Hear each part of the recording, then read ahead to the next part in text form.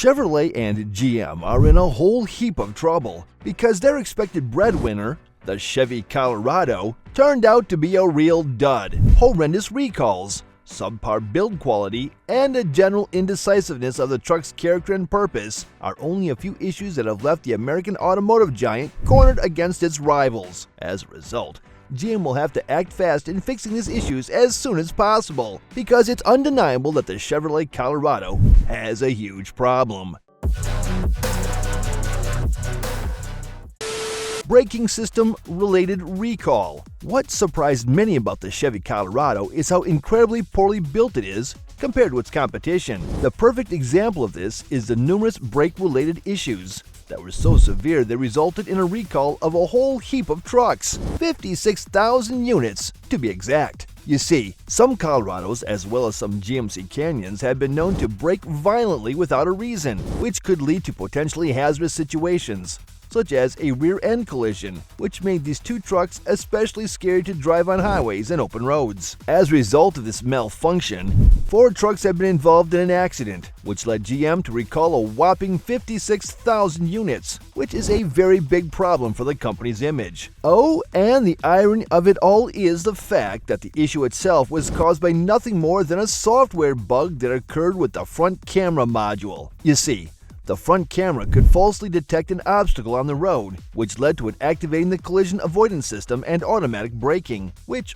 rather ironically, resulted in collisions themselves. Apart from this, Colorado is also known for many other minor software issues, which in turn resulted in a stop sale during the first quarter of 2024, because these issues affected more than 15,000 units of the pickup truck. Thankfully, GM was very ravenous with replacing this issue, and as of April, most of these vehicles were recalled, and the faulty front camera module on them has been replaced by a new, properly functioning unit. And it's frankly not uncommon that a new vehicle that utilizes an all-new platform and technology can have quite a bit of issues from the get-go, which is why we must commend GM for fixing them as soon as possible. However, not everything about the Chevy Colorado's issues is safety related, as the other big problem the truck has is very poor build quality. Honestly, whatever virtues Colorado has, and it has quite a bit, they are all overshadowed by the extremely poor build quality that flaws the truck.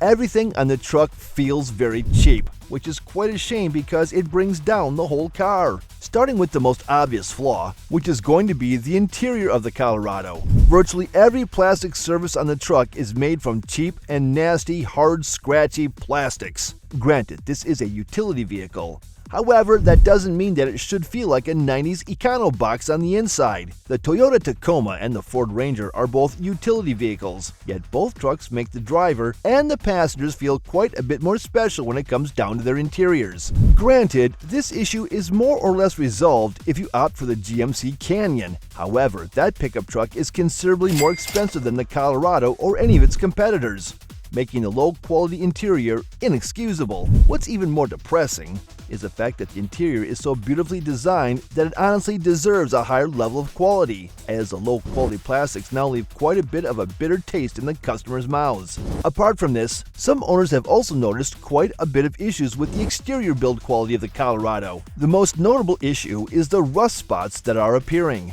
Now, sure, rusting is inevitable. However, one must wonder how good these trucks will be in the long run if they already started developing noticeable red spots not even a year into the ownership of the truck.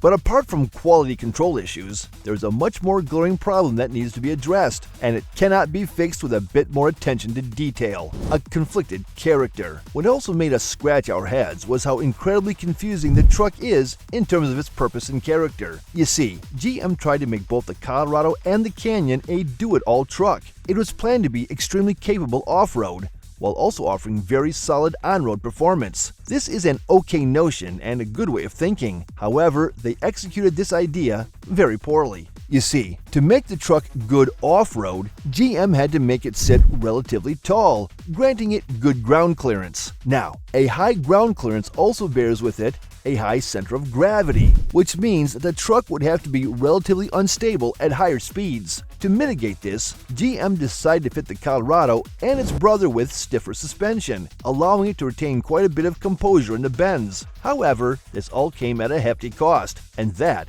is comfort. As a result, despite being engaging to drive, and despite having terrific off-road performance, the Chevy Colorado and with it the GMC Canyon are nauseating to drive around town or at low speeds, because you'll feel every pothole you encounter with them. And where do people mostly drive? That's right, around cities, which made Colorado quite redundant and incredibly irritating to own in such environments. Honestly, this wasn't a good trade in our opinion, as nobody's buying a mid-size pickup truck for its driver engagement and dynamic driving. Furthermore, the high ground clearance is also overkill in our opinion, because not everyone is looking for a pickup truck that must be able to go off-roading no matter what. What GM should have done is just offer the truck with a regular suspension and then add just the jacked up version for different, more off-road oriented trims, or at least offer a trim level that is more suited for on-road driving than what the current trim levels offer. If GM wanted to make Colorado a true do-it-all pickup truck, they should have opted for more advanced suspension systems, such as an air suspension. However, that would have driven the prices higher and would have made the car much more complicated.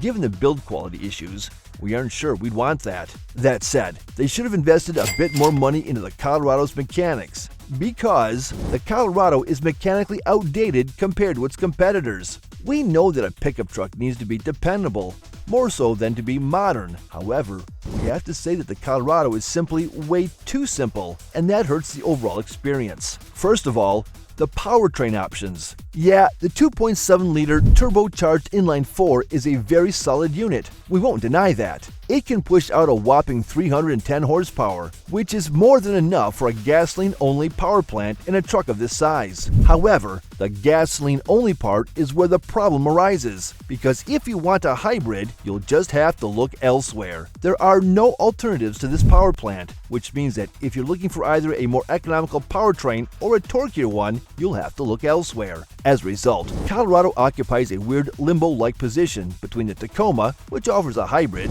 and the Ranger, which has a 410 horsepower powertrain and multiple torquey V6 options. This means that you neither have good MPG nor do you get excellent performance from your truck. However, by far the most unbelievable feature of Colorado is the fact that it still uses leaf springs. What is this? 1985? These leaf springs result in the truck being considerably stiffer than it needs to be, without giving it any benefit when it comes down to driving experience. Quite the contrary, leaf springs make the car less engaging to drive compared to an independent rear axle, which most vehicles nowadays use. Now sure, leaf springs are ideal for commercial vehicles, and are much better for carrying larger and heavier items, which might justify their inclusion in Colorado. However, another problem makes their addition and usability highly redundant, and that is the fact that the Colorado simply isn't practical as a utility vehicle. Seriously, GM, what's the point of offering a pickup truck if its bed isn't going to be practical and spacious? The truth is this: the Colorado simply cannot match most of its competitors when it comes down to the cargo area at the back,